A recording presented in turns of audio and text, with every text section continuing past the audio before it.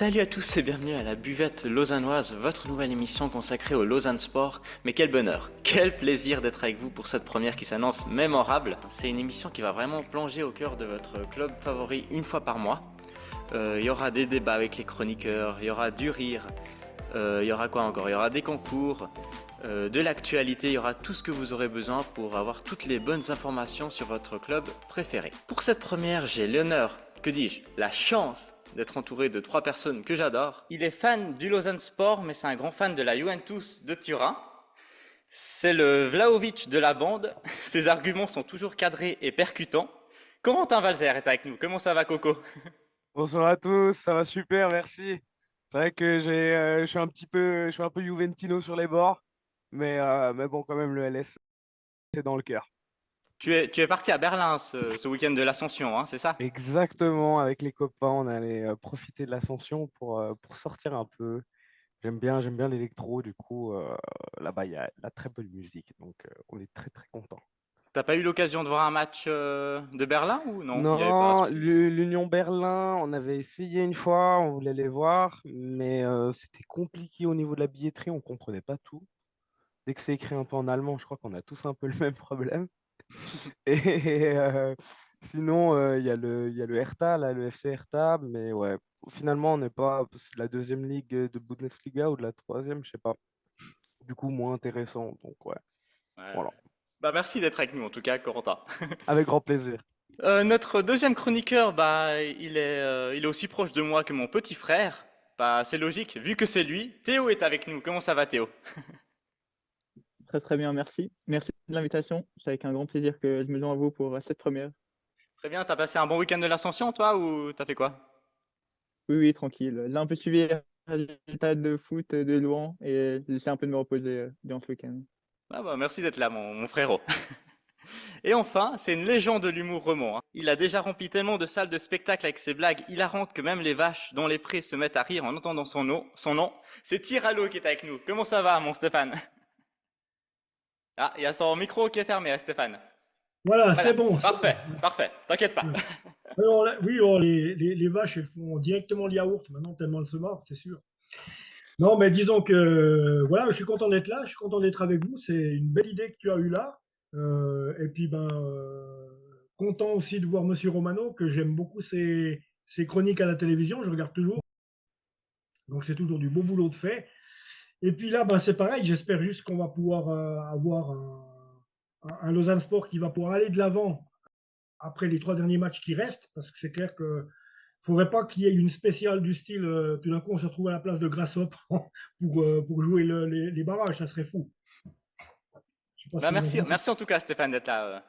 Je sais que tu as connu des petits problèmes de santé dernièrement, mais bon, on est là pour te remonter le moral aussi. Bon, il y a pas de souci, il y a pas de souci, ça va aller. Je suis suivi, mais voilà quoi. Je sors de 3 mois d'hôpital, mais ça fait plaisir d'être là avec vous. Bah nous aussi. Et enfin, il est le premier invité de la buvette lausannoise. Ce soir, nous avons l'honneur d'accueillir Daniel Romano qui est avec nous. Salut mon Daniel. Salut, salut, bonsoir à tous. Ça me fait plaisir d'être là et très honoré d'être le premier invité. Très chouette projet aussi. Merci beaucoup Daniel. En tout cas, nous, on est super heureux. Dès que les chroniqueurs ont su que tu venais, c'était l'éclate. Et Daniel, ben, j'ai vu déjà que toi, tu voyages beaucoup en ce moment, hein, avec la Ligue des Champions. Beaucoup de voyages, Ouais, hein. pas mal de kilomètres, de train, d'avion, de tout, de tout. Mais ouais, c'est le plus beau métier du monde à part footballeur. J'ai toujours eu envie d'être footballeur. Puis j'avais pas le talent nécessaire, alors je me demandais comment je pouvais rester dans un environnement de foot, de stade et de bruit et de gens et tout ça. Puis je me suis dit, bah tiens, ça c'est le truc, quoi. Ça, c'est le vrai chouette truc pour rester vraiment dans cet environnement-là. Et c'est ouais, c'est vraiment un métier formidable. Beaucoup de Bah, chance. bah, merci beaucoup Daniel. Ben, tu restes avec nous toute l'émission, hein. C'est tout bon, hein. Absolument. Alors, les gars, pour cette émission, on vous propose un programme riche en débats et en analyses. Tout d'abord, le débat du mois où nous évaluerons le bilan de la saison du Lausanne Sport. Ensuite, place aux questions directes et percutantes de Coco, qui interrogera notre invité sans détour. Tiralou nous livrera ensuite sa revue de presse, passant en revue les principaux articles et actualités autour du club. Enfin, nous clôturerons l'émission avec le coin des pronostics, où chaque chroniqueur ainsi que moi-même donneront nos prédictions pour le prochain match de Lausanne Sport. Est-ce que le programme vous plaît, les gars? Très bien. Parfait. Donc on lance tout de suite cette émission avec le Parfait. débat du mois. Nous entamons directement cette émission avec le débat du mois. Le Lausanne Sport se situe à l'heure où nous enregistrons cette émission à la 10e place de Super League. L'équipe peut assurer son maintien mercredi contre le Lucerne à domicile. Si le club va être maintenu, sauf catastrophe, on ne sait jamais avec le foot, cette première saison depuis son retour en première division, elle n'a pas été de tout repos, c'est le moindre que l'on puisse dire. Le club a connu des hauts et des bas, et la saison elle a été parsemée de moments forts et des difficultés pour le club. En des séries de résultats décevantes ou encore des transferts qui ont suscité l'intérêt des supporters, le club a connu une saison mouvementée. C'est pour ça que je voulais demander aux chroniqueurs et à Daniel, est-ce que selon vous, cette saison peut-elle être considérée comme réussie du côté du Lausanne Sport? Vous allez déjà me dire, on va faire un petit tour, vous allez me dire oui ou non, et ensuite on débriefera. Je commence avec Théo. Alors pour mon avis, il est un peu mitigé, mais je dirais sur oui. Un oui. Oui. Corentin? Moi, très déçu quand même des performances que je trouve atteignables. Donc pour moi, ce sera plutôt un non. Ah, c'est bien, on aura un duel. Stéphane? Alors, du moment qu'on ne descend pas, je pense que ça peut être pas si mal. C'est vrai que ça aurait pu être mieux, ça c'est clair et net. On aurait dû faire partie du bon wagon et puis que ça soit plus intéressant pour les spectateurs de la Tuilière et pour le club. Il faut se résigner à faire ce tour dans le mauvais wagon. C'est juste ça qui est raté, mais je veux dire, voilà, du moment qu'on ne descend pas, je pense que pour une première saison, c'est pas si mal. Voilà. Et enfin, Daniel, ton avis? Ce sera un grand oui pour moi. Un grand oui, ça marche. Donc, je vais laisser la parole déjà à Corentin. Pourquoi tu nous dis non? Alors c'est vrai qu'on revient un peu de loin, effectivement, depuis l'année passée où effectivement on passe de la deuxième ligue à la première et quand même ça fait quelque chose. Mais il y a quand même une certaine attente contre certaines équipes. On voit leurs performances contre les autres et on se dit que concrètement, il y a des équipes qui étaient. Je sais que c'est pas simple à battre, que c'est toujours des matchs compliqués, etc., qu'il y a beaucoup à donner, mais qui étaient vraiment atteignables. Et il y a beaucoup, en tout cas, quand j'étais au stade, quand je regardais à la télé, beaucoup de déceptions sur beaucoup de choses, ouais. Vraiment qu'on passe à côté de, voilà, de occasions, d'idées de jeu, de plans de jeu, que, ouais. Il y a quoi qui te déçoit le plus? C'est vraiment quoi qui te... Et je dirais actuellement, ce qui me déçoit le plus, euh, je trouve qu'on a une bonne défense, on a un bon. Je suis très content de Duchesne, Noé Duchesne, j'adore ce gars. Franchement, il fait du très bon boulot. À chaque fois, il se donne sur le terrain. Puis en plus, il marque des goals, donc il est d'autant plus attachant que les autres défenseurs, même si j'aime beaucoup. Mais je trouve on pêche un peu en attaque où ils nous font un peu ce qu'on appelle effectivement des tapines, des petits plats du pied bien placés, des bonnes idées de jeu pour contrer les défenses adverses. Et là, on est toujours un peu coincé. Donc, c'est un grand non pour toi. Daniel, j'ai entendu un grand oui. Oui, un grand oui, parce que parfois, je pense que les supporters ont un peu la mémoire courte par rapport à cette envie de vouloir gagner aussi et atteindre des objectifs trop vite. L'objectif du LS cette saison, ça a toujours été celui de se maintenir le plus rapidement possible. Bah, on voit que c'est très très long déjà pour que ce soit le cas.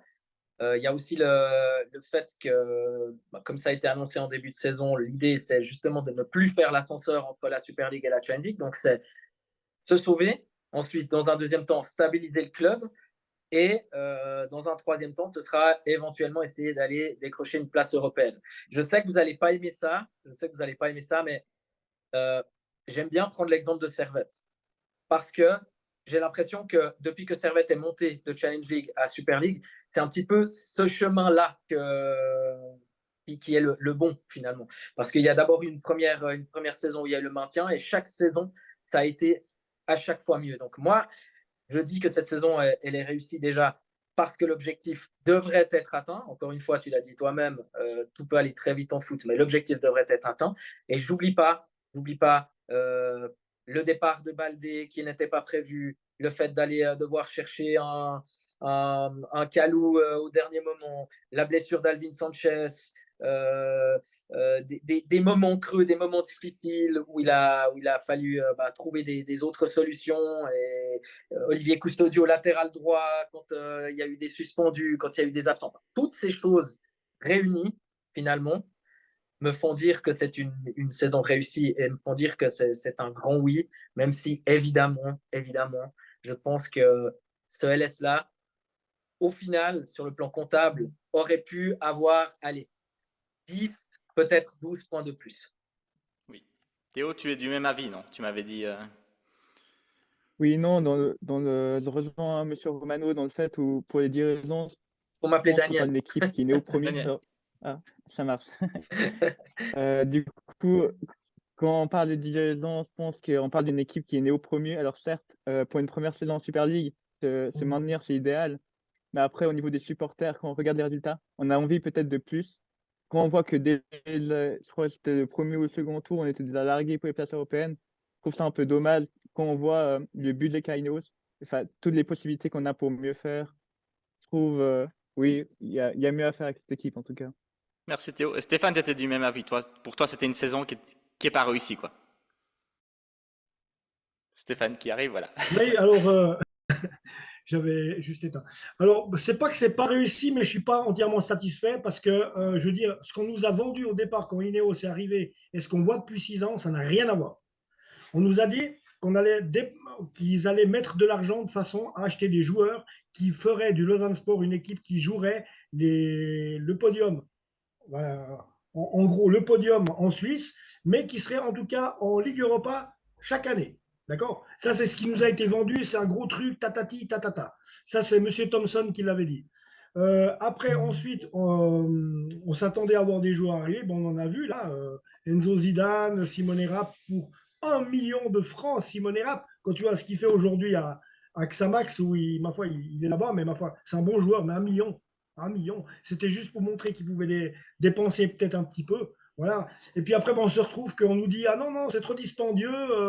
On dit à Pablo Iglesias qui dépense trop parce qu'il est allé chercher juste, comment il s'appelle, Aldin Turquès. Alors, excuse-moi, puis après, derrière, ils vont dépenser 80 millions pour l'OGC Nice. Voilà. Voilà. Puis ils nous envoient les pieds carrés qu'ils ont là-bas, ils nous les envoient chez nous à Lausanne.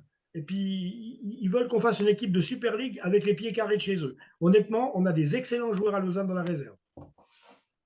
Attends, tu as quand même des joueurs qui sont pas mal. Pafundi, j'ai vu quand même évoluer, c'est franchement pas mal. Ah oui, non, oui, mais bien sûr. Mais tu vois, comment dire, quand on voit, bon, Berkay Dabanli, il se donne beaucoup, il court beaucoup, mais je veux dire, voilà, il fait beaucoup de fautes. Noé Dussen, il est super. C'est une belle trouvaille. Simone Pafundi, très jeune, voilà. Mais à mon avis, on n'en fera quand même pas un Verratti. Parce que, je veux dire, à 17 ans, je me rappelle, Chapuisat, il était même encore meilleur que ça déjà. Mais bon, c'est déjà bien qu'à 17 ans, on puisse avoir un jeune comme ça qui va pouvoir évoluer encore. Ça, c'est sûr et certain. Mais voilà, quoi. Autrement, il y a trop de joueurs comme Simone Grippo, qui c'est un match oui, un match non, un match oui, un match non. Il faut aller chercher des joueurs qui coûtent un peu plus cher, mais qui ont déjà fait quand même un peu quelque chose. Daniel parlait de Servette, mais oui, mais Servette, ils étaient avec nous en Challenge League il y a encore 3-4 ans en arrière. Et en rien de temps, la première saison, ils étaient déjà européens. Quand on voit ce qu'ils vont chercher, ils vont chercher des gars comme ils ont des Timothée Cogna, Stevanovic, il y avait encore qui d'autre. Mais puis plein, là. Tout plein, les Mazikou et compagnie, là, ils ont voulu Rekik. Ils ont mal travaillé au moment du mercato. Et là aussi, il y a des gros joueurs qui devaient venir. Ronny Rodelin, moi qui connais bien la Ligue 1, de pouvoir avoir un joueur de camp qui a planté but sur but, c'est magnifique. Après, on voulait Nsame, pourquoi pas, mais Nsame, il est parti. Voilà, tu as des joueurs, il ne faut pas les laisser partir. Il y a des opportunités à ne pas laisser passer. Et puis nous, chez nous, au Lausanne Sport, on laisse trop passer les choses. Puis tout d'un coup, tu en vois un qui débarque, sa tête, on ne l'a jamais vu. Il a joué sur la Lune et sur Mars, mais on ne l'a jamais vu. Et puis après, on espère faire des grandes choses avec des joueurs qui, ma foi, ils ont le niveau qu'ils ont. Qu'est-ce que tu veux? Et Stéphane, justement, Théo, tu as quelque chose à lui dire, hein? où je rejoins un peu Stéphane, c'est en effet, quand on voyait le projet de Servette, on voyait un projet qui était bien bâti, alors que là, avec Ineos, on a un peu tendance à se perdre. Ils nous vendent l'Europe, mais quand on voit, j'ai l'impression qu'ils mettent plus l'accent sur des clubs comme Nice, à profit de laisser un peu Lausanne de côté. Quand on voit par exemple ce qui s'est passé avec Aliou Baldé, je trouve que c'est dommage qu'il y a vraiment tout à bien faire dans ce club, pour au final, oui, laisser passer le train, j'ai envie de dire. Daniel, Corentin? Il y a tellement d'informations à la fois. Verratti, Pafundi, pour moi, c'est pas comparable parce que c'est pas du tout le même poste. Servette, je suis pas. Alors, je fouille dans ma mémoire, mais j'ai pas l'impression que Servette soit allé directement en Coupe d'Europe après la montée en Super League. Nsame, il faudrait lui demander, mais je crois pas qu'il aurait eu envie de vouloir venir à Lausanne. Enfin, je vous le dis parce que je le sais. Donc, je pense que c'est vrai, il y a 6 ans, Ineos a vendu un projet à Lausanne. C'est plus du tout le cas aujourd'hui. Donc, je pense que c'est vraiment se faire du mal que de parler du passé, que de parler de cette époque-là, que de regarder dans le rétroviseur pour regarder devant. Et je pense qu'aujourd'hui, il n'y a pas les moyens ou l'argent qu'on pense, en fait, parce que Ineos ne va pas ouvrir à nouveau les vannes comme ça avait été le cas autrefois. Et ça, je trouve, alors c'est très personnel, hein, mais ça met en valeur quand même un certain travail dans le recrutement, parce qu'aller chercher Pafundi, parce que c'est ça aujourd'hui ce que peut faire Lausanne et Ineos, c'est aller chercher un joueur en lui disant tu peux venir à Lausanne et tu pourras transiter ensuite par Nice, ou aujourd'hui même aller à Manchester United un jour. Je pense que la meilleure carte du LS, c'est celle-ci. Et aller chercher un Noé Dussen, comme vous l'avez dit, qui fait alors j'ai trouvé qu'il a fait une très bonne première partie de saison. La deuxième partie est un tout petit peu moins bien, mais effectivement, c'est une très belle recrue. Voilà, des fois, je me demande ce que Bernet fait encore à Lausanne quand je le vois encore là, vendredi, exceptionnel, là, surtout la première mi-temps. Enfin, sur la base de cette équipe-là, je pense qu'il y a de quoi, justement, faire un pas supplémentaire la saison prochaine. Et puis juste, là, on va finir gentiment le débat avec ou sans Magna, les chroniqueurs, juste rapidement.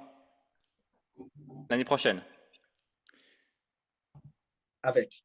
Avec Corentin? Ouais, je dirais avec aussi, ouais. Stéphane? Ouais, avec, ouais. Et Théo? Ouais, je pense avec aussi. Bah, merci à vous tous. Merci pour vos arguments. Il n'y a pas eu de clash, donc c'est très bien. Non, alors merci à tous et on espère que notre LS, ben, il sera sauvé quoi, à la fin de la saison. Oui, oui. On croise les doigts, ça va le Oui, faire. bien sûr. Voilà. Nous passons maintenant aux questions cash de Coco. Place maintenant aux questions cash de Coco. Coco qui va interroger notre invité donc avec des questions cash. C'est ça Coco, hein? Exactement, c'est ça. Donc attends, je vais te mettre un petit chronomètre de 2 minutes et Daniel, tu devras répondre aux questions de façon cash. Voilà. C'est tout bon pour vous deux? Ouais, C'est alors parti, allez. ça va pas être facile, hein. Donc 3, 2, 1, chronomètre. Daniel, est-ce que tu penses que le Lausanne Sport est l'équipe B d'Ineos? Oui. Ok.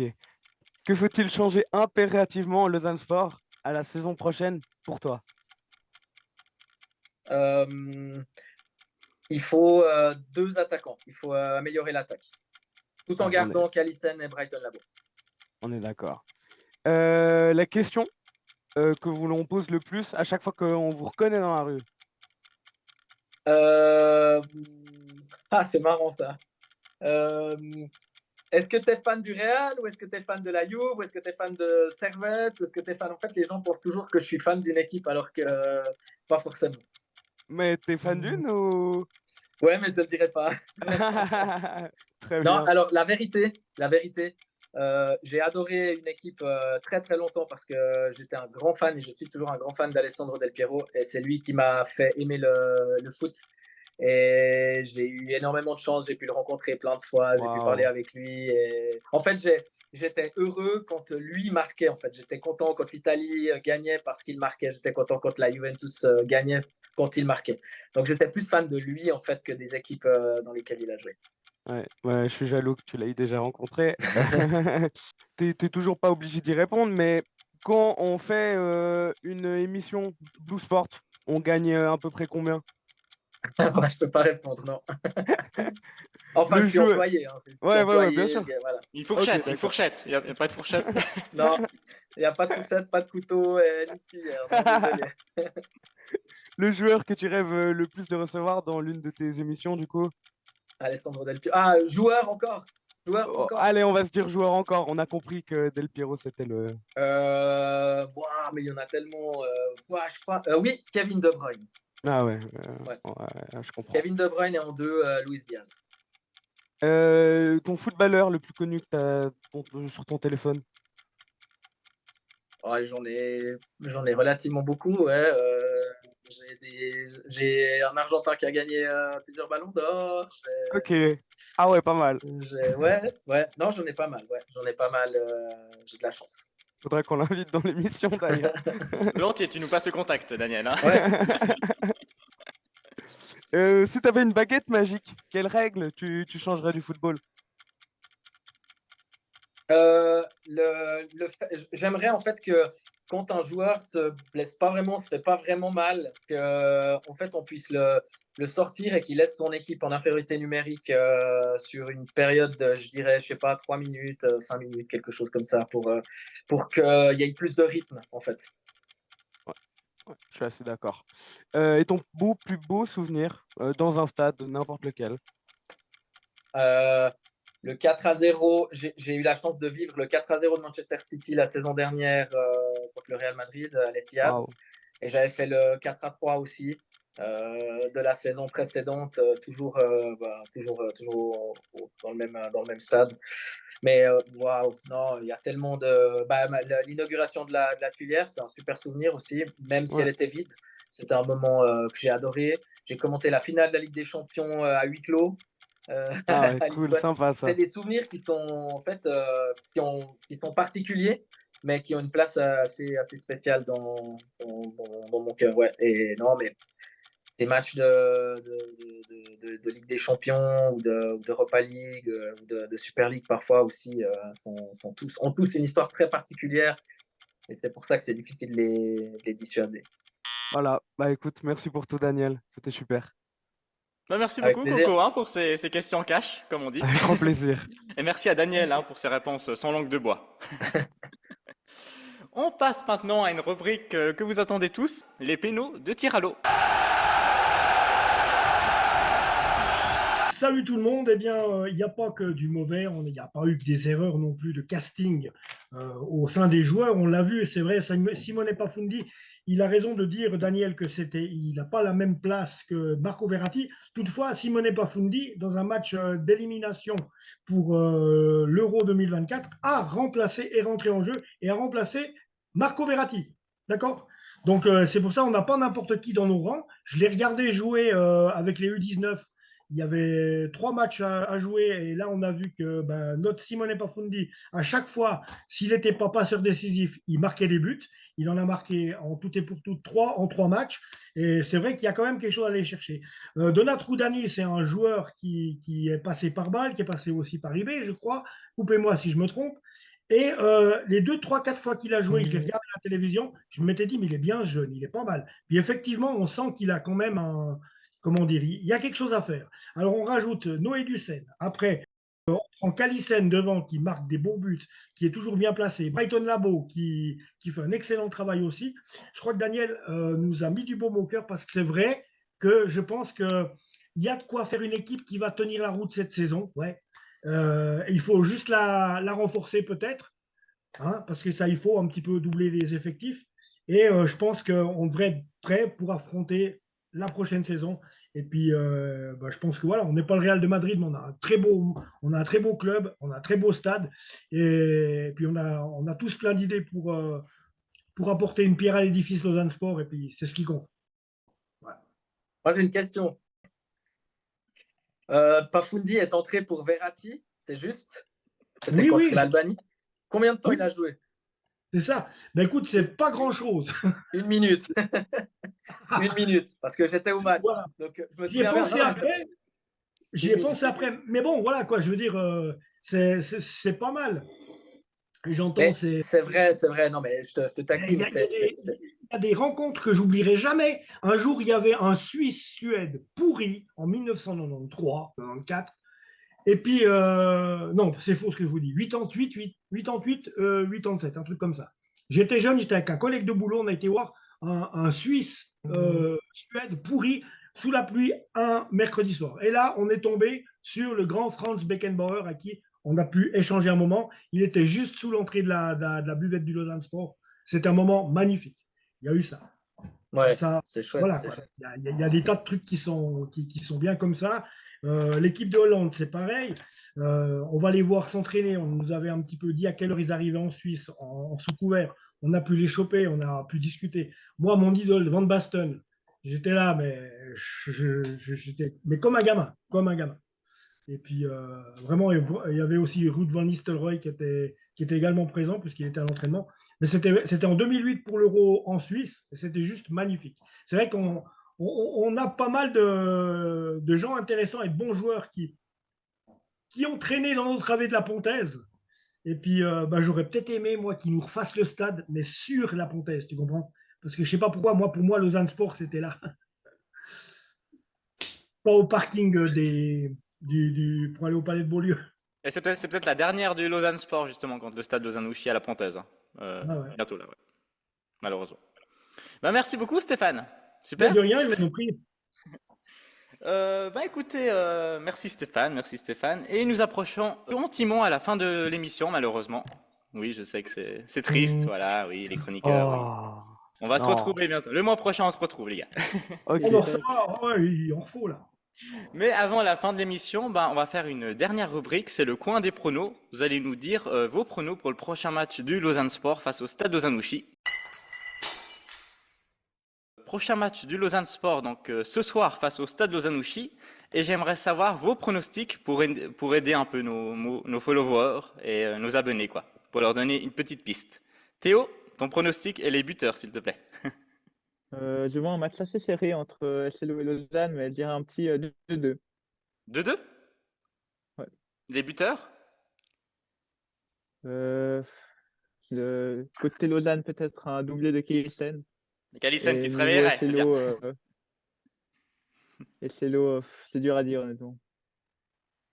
Corentin ? Ah, moi, je viserais plutôt le 2-0, j'ose Ouais. espérer. Et puis, ouais, j'aimerais bien voir un petit Pafundi marqué quand même. Revoir un peu ses bons réflexes. Et puis un Dussen, une jolie tête. Donc Jolie une tête victoire, de quoi. Dussen. 2-0, toi t'es Ouais. confiant. Voilà. Je pense, ouais. Ça marche. Je pars toujours positif, mais voilà. Merci. Stéphane ? Alors, je vais faire doucement parce qu'on ne sait jamais si Dani Da Silva entend l'émission, parce que je ne veux pas lui souhaiter de ramasser plein de buts, mais quand même, un petit peu, parce que Dani Da Silva, il faut savoir qu'il est valorbier comme moi, et puis que souvent je le croise ici. Alors, si je lui souhaite la mort, ça ne va pas aller. Mais bon, après tout, moi je dirais allez, 2-0, un but de Calissen et d'Olivier Custodio. Ah, vous êtes confiant, quoi. Vous êtes confiant. Et Daniel, pour finir, ton petit prono. Alors, je suis nul en prono. Vraiment, je suis nul en On va dire prono. ça. Mais je vais dire. Ah non, mais ouais, je vais dire 2-0 aussi. C'était mon idée de base. Je dirais Custodio Pafundi. Custodio Pafundi. Ouais. On verra qui aura raison, donc voilà. Merci. Merci à tous, en tout cas, pour vos pronostics. Merci à toi, en tout cas. Et ben voilà, Merci. un immense merci à tout le monde. Merci aux chroniqueurs, merci à Daniel. Merci. C'était la Merci pour première. l'invite. Merci, Daniel, ouais, merci. C'était bien sympa en tout cas, et puis voilà quoi. Puis Monsieur Romano, alors surtout, continuez comme vous faites parce que j'adore écouter vos émissions, c'est vraiment complet, c'est vraiment, c'est bien animé, c'est super. Merci, je vous remercie, c'est très gentil. Nous, quant à nous, on se retrouve le mois prochain pour une nouvelle buvette lausannoise. N'oubliez pas de liker l'émission sur YouTube et aussi de commenter pour le référencement, c'est très important pour que tous les supporters du Lausanne Sport voient cette émission. Merci à tous et au mois prochain. Et longue Merci vie à tout le la monde. buvette lausannoise. Ciao. Merci, au revoir les gars. Au revoir. Champion mon frère.